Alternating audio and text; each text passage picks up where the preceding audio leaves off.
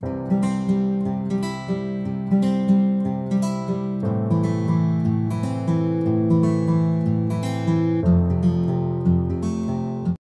বন্ধু বান্ধৱীসকল, জাগৃতিলৈ আপোনালোকক স্বাগতম। আমি ক্ৰমাগতভাৱে আসাম হিষ্ট্ৰীৰ এমচিকিউ বিলাক আলোচনা কৰি আছো। বৰ্তমান আমি মধ্যযুগীয় অসমৰ সময়খিনিৰ কথা আলোচনা কৰি আছো। অলৰেডি আমি কমতাৰ শাসকসকলৰ বিষয়ে আলোচনা কৰিলো, অৰ্থাৎ যি সময়ত কামৰূপ, হাজো, কোচবিহাৰ, গোৱালপাৰা হেতু চাইডে মানে কমতাৰ শাসকসকলে শাসন কৰি আছিলে। ঠিক সেই সময়তে উত্তৰ পূব দিশে অৰ্থাৎ শদিয়া, ধেমাজি আৰু অৰুণাচলৰ অলপ অংশত আমাৰ চুতীয়া বংশৰ ৰজাসকলে শাসন কৰি আছিলে। মধ্যযুগীয় অসমৰ সময়ত এটা অন্যতম ৰাজবংশ হৈছে চুতীয়া বংশ। তেওঁলোকে প্ৰায় 1188 চনৰ পৰা 1528 চন মানলৈকে শাসন কৰিছিলে।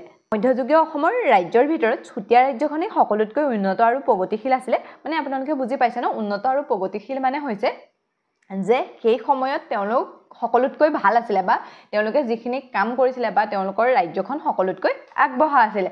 উল্লেখ থকা মতে তেওঁলোক কছাৰী গোষ্ঠীৰ লোক আছিলে আৰু এটা সময়ত তিব্বত বাৰ্মিজ ভাষাও তেওঁলোকে ব্যৱহাৰ কৰিছিলে আৰু নিজকে ভীষ্মক ৰজাৰ বংশধৰ বুলি কৈছিলে। আপোনালোকৰ ভীষ্মক ৰজা মানে কোন মনত আছেনে বাৰু? আমি যেতিয়া পাক ঐতিহাসিক যুগ পঢ়িছিলো, যেতিয়া আমি তাত পাইছিলো যে কুন্দিল নগৰ বুলি এখন নগৰ আছিলে আৰু সেই কুন্দিল নগৰত ভীষ্মক ৰজাই শাসন কৰিছিলে। সেই ভীষ্মক ৰজাৰে জীয়ৰী আছিলে ৰুক্মিণী। ৰুক্মিণীক ভগৱান শ্ৰীকৃষ্ণই বিয়া কৰাইছিলে। সেই ভীষ্মক ৰজাৰে তেওঁলোকে নিজৰ বংশধৰ বুলি কয় চুতীয়াসকলে। এতিয়া আমি চুতীয়া ৰাজ্যৰ কেইজনমান ৰজাৰ নাম চাই লওঁ।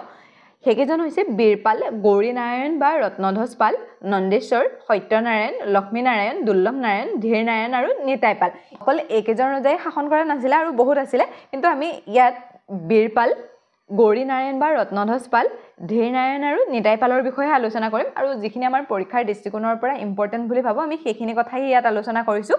যদি আপোনালোকে পুৰা ডিটেইলছত লাগে, মই আগত ভিডিঅ' কৰি থোৱা আছে, আপোনালোকে তাত এবাৰ চাই ল'ব পাৰিব। ঠিক আছে, এতিয়া আমি কুৱেশ্যন আনচাৰবিলাকৰ মাজলৈ আহিছোঁ। ইয়াত মই কুৱেশ্যন আনচাৰৰ মাধ্যমে যদিও আগবাঢ়িম, আপোনালোকৰ ইয়াৰ লগত ৰিলেটেড কাহিনীবিলাক কৈ যাবলৈ চেষ্টা কৰিম, যাতে আপোনালোকৰ সেই কুৱেশ্যন আনচাৰবিলাক মনত ৰখাত সুবিধা হয়। ঠিক আছে, এতিয়া কুৱেশ্যন আনচাৰবিলাকৰ মাজলৈ আহিছোঁ। ফাৰ্ষ্ট কুৱেশ্যন, চুতীয়া ৰাজ্যৰ প্ৰতিষ্ঠাপক কোন আছিলে? ৰত্নধ্বজ পাল, ধীৰ নাৰায়ণ, বীৰপাল, নিত্যপাল। চুতীয়া ৰাজ্যৰ প্ৰতিষ্ঠাপক আছিলে বীৰপাল। আপোনালোকে কোনোবা এটা বংশৰ পঢ়োঁতে প্ৰতিষ্ঠাপক ৰজা আৰু শেষৰ ৰজাজন মনত ৰখাটো বহুত দৰকাৰ। ঠিক তেনেদৰে চুতীয়া ৰাজ্যৰ প্ৰতিষ্ঠাপক কোন আছিলে? বীৰপাল। এই বীৰপাল কেনেকৈ ৰজা হ'ল বা কি হ'ল তাৰ লগত এটা জড়িত কাহিনী আছে, আপোনালোকক কৈ যাম, তেতিয়া আপোনালোকে ভাল পাব নিশ্চয়। প্ৰবাদ আছে যে এই চুতীয়া ৰাজ্যৰ যিজন প্ৰতিষ্ঠাপক ৰজা বীৰপাল, তেওঁ কুবেৰৰ পৰা এখন ঢাল, এখন তৰোৱাল, এপাত জাঠি আৰু এটা সোণৰ মেকুৰী পাইছিলে। এইকেইটা পাই তেওঁ 60টা পৰিয়ালক লগত লৈ চুবুৰীয়া জনজাতিসকলক হৰুৱাই গয়াপাল নাম লৈ চুতীয়া ৰাজ্য প্ৰতিষ্ঠা কৰিছিলে। এই কুবেৰ বুলি যে কৈছোঁ, কুবেৰ আমাৰ যিজন দেৱতা, মানে ধন সোণৰ যিজন দেৱতা হয়, সেই দেৱতাৰ পৰা পাইছিলে বুলি কয়। কি পাইছিলে? এখন ঢাল, এখন তৰোৱাল, এপাত জাঠি আৰু এটা সোণৰ মেকুৰী। ঠিক আছে, আৰু তেওঁ নিজকে কুবেৰৰ গোষ্ঠী বা কুবেৰৰ বংশ বুলি কয়। যেনেদৰে আমাৰ আহোম ৰজাসকলে ইন্দ্ৰৰ বংশধৰ বুলি কয়, ঠিক তেনেদৰে চুতীয়া ৰজাসকলেও তেওঁলোকক নিজকে কুবেৰৰ বংশধৰ বুলি কয়। আৰু তেওঁৰ ফাৰ্ষ্ট নাম কি আছিলে? গয়াপাল।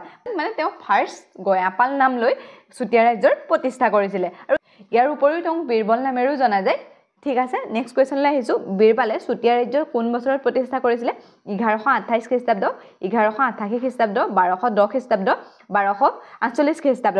বীৰপালে চুতীয়া ৰাজ্য 1188 খ্ৰীষ্টাব্দত প্ৰতিষ্ঠা কৰিছিল। আমি পাইছোঁৱে চুতীয়া ৰাজ্যৰ ৰজাসকলে কেতিয়াৰ পৰা কেতিয়ালৈ শাসন কৰিছিলে? 1188ৰ পৰা 1528 চনলৈকে শাসন কৰিছিলে। অৰ্থাৎ বীৰপালে 1188 চনত চুতীয়া ৰাজ্য প্ৰতিষ্ঠা কৰিছিলে। নেক্সট কুৱেশ্যন, চুতীয়া ৰাজ্যৰ প্ৰথম ৰাজধানী কি আছিলে? শদিয়া, ৰতনপুৰ, স্বৰ্ণগিৰি, ভীষ্মকনগৰ। চুতীয়া ৰাজ্যৰ প্ৰথম ৰাজধানী আছিলে স্বৰ্ণগিৰি।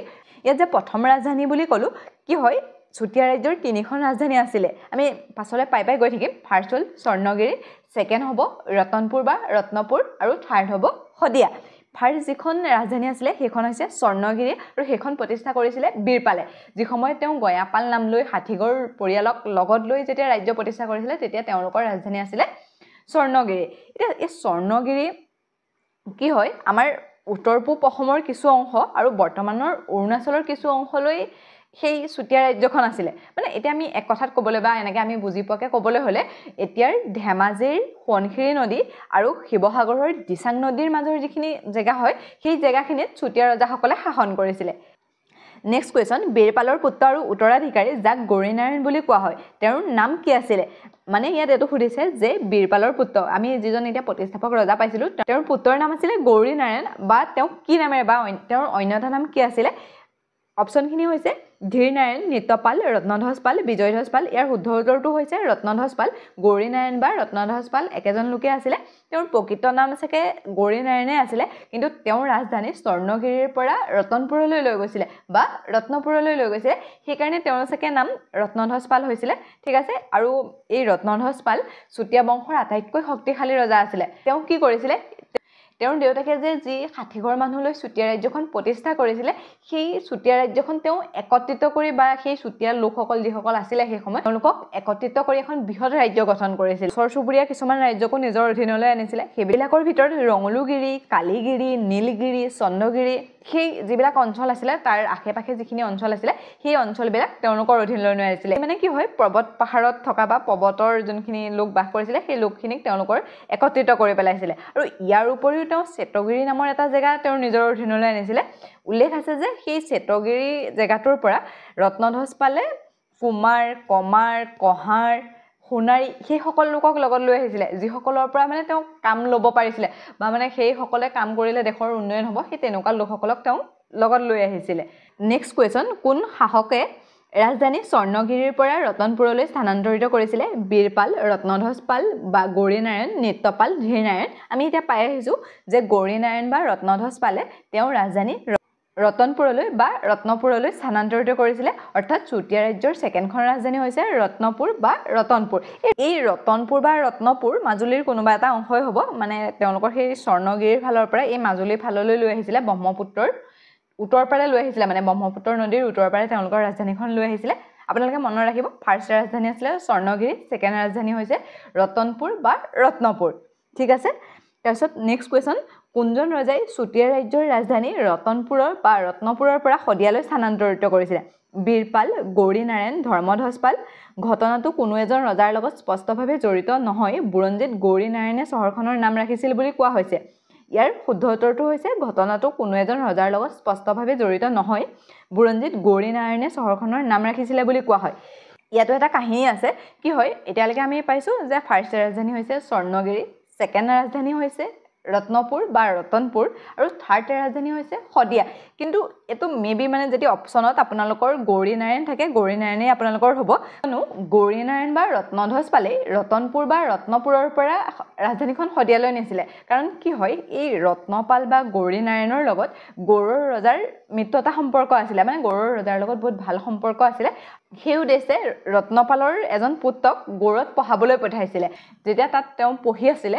সেই পঢ়ি থকাৰ সময়তে তেওঁৰ মৃত্যু হয় আৰু মৃত্যু হলত গৌড়ৰ ৰজাই সেই শটো পঠিয়াই দিছিলে ৰজালে আৰু যি সময়ত সেই ৰাজধানীখন শদিয়াত বনাই আছিলে সেই সময়ত তাৰ নামটো শদিয়া নাছিলে বাৰু শদিয়াৰ নামটো সেই সময়ত সিন্ধু ক্ষেত্ৰ আছিলে সেই সিন্ধু ক্ষেত্ৰত যেতিয়া ৰাজধানী বনাই আছিলে তেতিয়াই সেই শটো আহি পেলাই তাত পাইছিলেহি আৰু তাতে সেই শটো দাহ কৰিছিলে মানে তাতে তেওঁক জ্বলাই দিছিলে বা তেওঁৰ পুত্ৰজনক তাতে দাহ দিছিলে বা জ্বলাই দিছিলে আৰু সেইকাৰণে সেই সিন্ধু নগৰৰ নামটোৱে হৈছে শদিয়া এই গৌৰী নাৰায়ণৰ লগতে সেই কাহিনীটো জড়িত সেইকাৰণে ৰাজধানী ৰতনপুৰৰ পৰা শদিয়ালৈ গৌৰী নাৰায়ণে নিছিলে প্ৰথমটো বীৰপাল হৈছিলে বীৰপালৰ সময়ত ৰাজধানী স্বৰ্ণগিৰি আছিলে স্বৰ্ণগিৰিৰ পৰা গৌৰী নাৰায়ণে ৰতনপুৰলৈ ৰাজধানী আনিছিলে আৰু ৰতনপুৰৰ পৰা শদিয়ালৈ এই গৌৰী নাৰায়ণে লৈ গৈছিল আৰু যেটো তেওঁ শদিয়া নাম ৰাখিছিলে সেই গৌৰী নাৰায়ণে নেক্সট কোৱেশ্চন কূটনীতি সংঘাতৰ সময়ত আহোমৰ ৰজা চুতুফাক হত্যা কৰাৰ বাবে কোনজন চুতীয়া ৰজাক দায়ী আছিলে ৰত্নধ্বজ পাল ধীৰ নাৰায়ণ জয়ধ্বজ পাল নিত্যপাল ইয়াৰ শুদ্ধ উত্তৰটো হৈছে জয়ধ্বজ পাল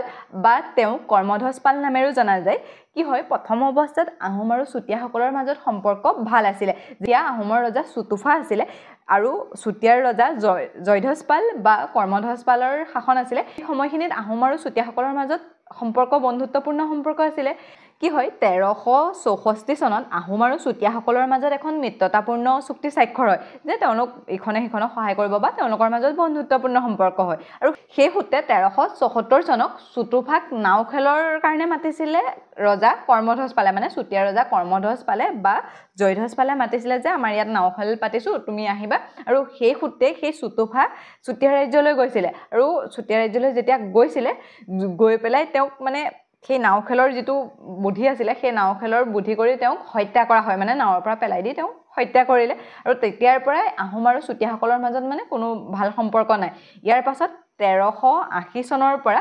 1398 চনলৈকে ইয়াৰ চুটোফাৰ যিজন উত্তৰাধিকাৰী বা চুটোফাৰ পুত্ৰ তিয়াও খামথিয়ে চুতীয়া ৰাজ্যক কেইবাবাৰো আক্ৰমণ কৰিছিলে বহুত কেইবাৰ আক্ৰমণ কৰিছিলে আৰু চুতীয়া ৰাজ্যৰ যিটো শক্তি আছিলে তেওঁলোকৰ যিটো ক্ষমতা আছিলে সেই ক্ষমতাটো হ্ৰাস কৰে এটো আপোনালোকে মনত ৰাখিব প্ৰথম অৱস্থাত তেওঁলোকৰ মাজত 1364 চনত বন্ধুত্বপূৰ্ণ সম্পৰ্ক স্থাপন হয় আৰু 1374 চনত কৰ্মধ্বজ পাল বা জয়ধ্বজ পালে চুটোফাক নাও খেলৰ বুদ্ধি কৰি মানে নাও খেলৰ চক্ৰান্ত কৰি মাতে আৰু তাতে তেওঁ হত্যা কৰে আৰু তাৰ প্ৰতিশোধ ল'বলৈ 1380 চনৰ পৰা 1398 চনলৈকে চুটোফাৰ উত্তৰাধিকাৰী তিয়াও খামথিয়ে চুতীয়া ৰাজ্যক বাৰে বাৰে আক্ৰমণ কৰি চুতীয়া ৰাজ্যৰ শক্তি হ্ৰাস কৰিছিলে নেক্সট কোৱেশ্চন কোনজন দেৱতা চুতীয়া শাসকসকলৰ পৃষ্ঠপোষকতা কৰিছিলে মানে ইয়াত এটো সুধিছে যে লোকসকলে কোনজন দেৱতাক বা কোনগৰাকী দেৱতাক তেওঁলোকে মানিছিলে কামাখ্যা কেঁচাইখাতি লক্ষ্মী সৰস্বতী চুতীয়াসকল আছিলে ঘূৰশাক্ত মানে তেওঁলোকে বলি বিধানৰ ওপৰত বহুত বেছি বিশ্বাস কৰিছিলে